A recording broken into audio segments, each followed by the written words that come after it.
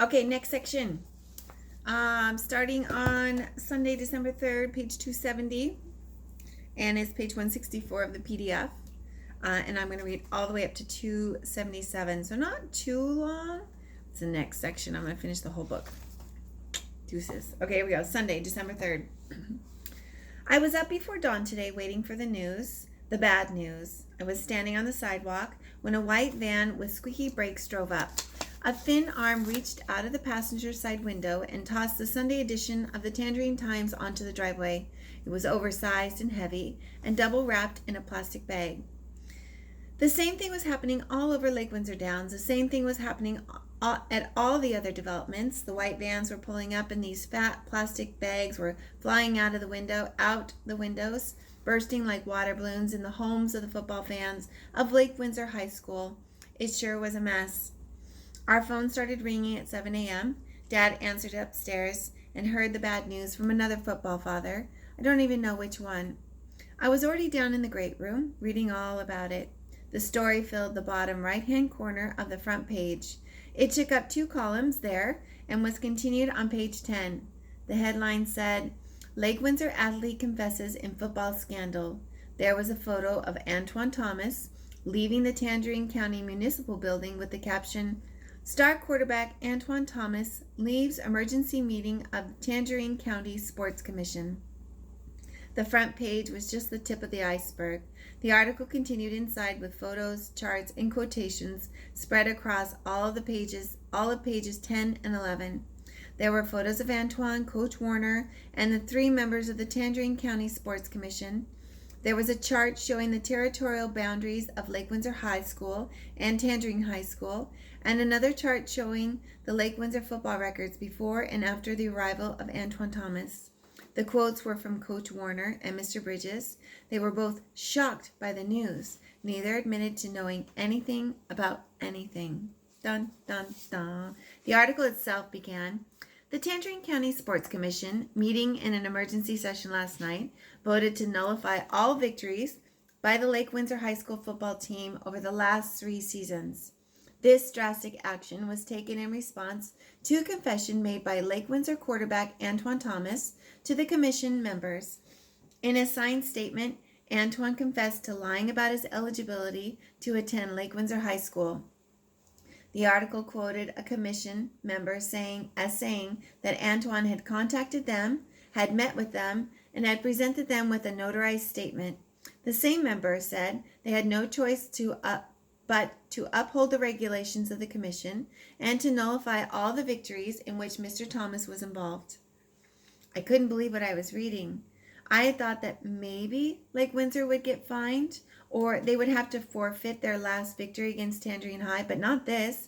I never even suspected that the commission had such power. It was like they were rewriting history. Lake Windsor had had a 7-3 record in Antoine's first season. They were 9-1 the next season and 10-0 this season. That's a total of 26 wins and 4 losses. Now they're 0-30. 0 wins and 30 losses over the last 3 seasons. And if that's not bizarre enough, every record that they set with Antoine on the team has been nullified too. There was a boxed list of those. Most of the records belonged to Antoine Thomas, but Eric Fisher was in there for the longest field goal, the highest field goal percentage in a season, and the most extra points in a season. Not anymore. They're all nullified. There was another article that focused on a guy who lives in Tangerine, on the same street as Antoine Thomas. He's a black guy, about 25 years old, who had played at Tangerine High and then at Florida A&M. This is part of what he said. Everybody knows how it is. If you want that big-time football dream, that Heisman Trophy thing, you get out of Tangerine. No big-time scouts ever come here, ever. So you get yourself an address in Lake Windsor. You have your mail sent there, but you continue to live here. You live a lie. Everybody knows what's happening. Nobody asks any questions, but now Antoine is the one standing up and saying that it's all a lie, so people have to listen. I finished reading all the articles in the front section by the time Dad walked into the great room. He still had the phone in his hand, and he had forgotten to turn it off. I could tell by his face that he'd already been told the basic facts. I handed over the front section without comment and looked to see what there was in the sports section. Dad sat down in a heap on the floor. He finally turned off the phone and he started to read. But the phone rang again immediately. He listened impatiently, then said, "I have no idea. I haven't even had a chance to read the paper yet." He hung up again and held the paper in front of him with both hands like he was grabbing some guy by the lapels. I left him alone and examined the front page of the sports section. The left side had a column written by Mr. Donnelly with the strange title, "Thoughts on an Imaginary Porcelain Plate." I almost didn't read it, thinking he had written the column before all this Antoine Thomas stuff had happened, but I was wrong. Here's the entire column. Not too many people know this. For 20 years, I held the Tangerine County record for the most passing yards in a single game. How I got that record has as much to do with weather conditions as it did with my talent as a quarterback, but I didn't care. The record was mine, and I was proud of it. On the night when I set my record, Tangerine High was playing Suwannee High during a violent thunderstorm. By all rights, the game should have been called off, but no one in authority had enough sense to do that. As the lightning flashed and the thunder cracked, I, the unsung quarterback of an unsung team, rose up out of that mud not once but twice to achieve football immortality. Twice we were pinned on our own 5-yard line, and twice I dropped back, slipping and sliding, and heaved the ball. Twice a receiver ran under that heave and kept on running 95 yards into the end zone. In 2 plays, I had passed for 190 yards. In the rest of the game, I would pass for only 37 more, but the damage had been done. The old record had been shattered. The new record was mine. It went into the record book this way. Most passing yards in a single game, 227, William F. Donnelly, Tangerine High. I've actually seen this book at the meetings of the Tangerine County Sports Commission. It's an old red book, and yes, I have looked up my name. That name, written by hand in that old book, is it. It's all you get. There's no trophy, no plaque, no certificate, no plate. You get that one handwritten line, plus the knowledge inside of you that you hold the record. Well, that wasn't enough for me. I needed something more splendid, something that I could picture in my mind. So whenever I thought about the record, which was often, I imagined a fine porcelain plate. It was a large white plate encircled with 14-karat gold edging. A plate you would display proudly on the back wall of a trophy case. A plate that gleamed at visitors and invited comment, but it was also a fragile plate, one that would last only until fate smiled on some other quarterback rising up out of some other mud puddle. Miraculously, my plate hung intact for 20 years. When it was broken, when my record finally fell, it had nothing to do with a lucky heave or a slippery surface.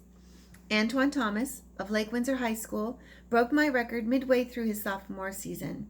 He broke it on a sunny Saturday up at Lake Windsor High, playing against my old school. In that game, he threw for 250 yards and 5 touchdowns. But that was just the beginning. Antoine Thomas would break my record 6 more times. Actually, after the first time he was breaking his own records. He would go on to rewrite that old red record book in dozens of single game, single season, and career categories, becoming the most dominant player of his or any other generation. Now, all that has changed. The Tangerine County Sports Commission has ruled that Antoine Thomas was not legally eligible to play for Lake Windsor High School. Therefore, the records that he broke were not legally broken. Do you realize what this means? The Tangerine County Sports Commission has gathered up the shards of my porcelain plate, crazy glued them together, and handed it back to me. I'm looking at it right now. I guess they meant well, but they did a lousy job. I can see the cracks, like the lines of age on a face. I can see the globs of glue like tears that will not fall. I can see chips and missing flakes in the gold edging where the circle has been broken. Thanks, Tangerine County Sports Commission, but no thanks. I'm not putting this thing back in my trophy case. I wouldn't even put this thing out in a garage sale. This is nothing to be proud of. Antoine Thomas holds the record for the most passing yards in a single game. Antoine Thomas is the greatest quarterback in the history of Tangerine County. Everybody knows that. I was glad that Mr. Donnelly had put in one good word for Antoine because it was clear that no one else was going to. The phone kept ringing. A strategy was emerging from the calls that Dad had received and made. They were going to blame Antoine and Antoine alone. The families, the coaches, the teachers, the fans were all denying that they even dimly suspected that anyone was breaking any rule at any time. Give me a break. After I heard Dad telling an assistant coach that he too was shocked by the news, I couldn't take it anymore. I said, Dad, have you ever seen any of the Lake Windsor High School football guys out running? He looked as if surprised that I was there. What?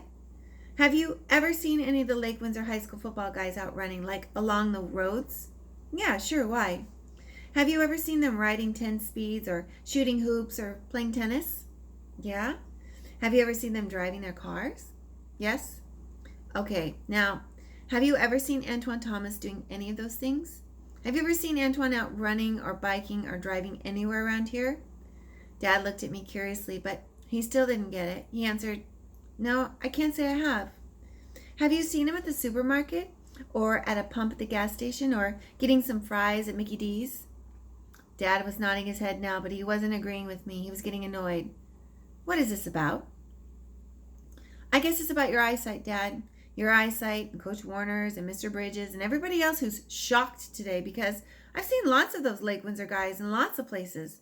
Everywhere we go, in fact, but I've never seen Antoine Thomas. I've never seen him anywhere except at the football stadium. That's because he doesn't live around here, Dad. He lives in Tangerine. Everybody knows that.